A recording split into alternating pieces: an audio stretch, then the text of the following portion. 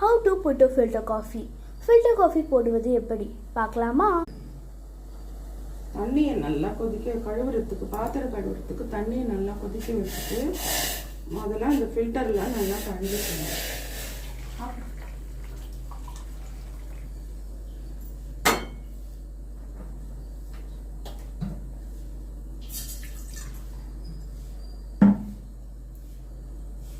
முதல்ல என்ன ஆரம்பிக்கிறேன்னா ஃபில்டர் நல்லா சுடு தண்ணியில் கழுவிட்டு அதில் ஒரு ஸ்பூன் சர்க்கரை போட்டுக்கணும். ஃபில்டருக்கு அடியில் போட்டுட்டு அதில் நம்ம எவ்வளோ தேவையோ அந்த அளவுக்கு காஃபி தூள் போட்டுக்கணும்.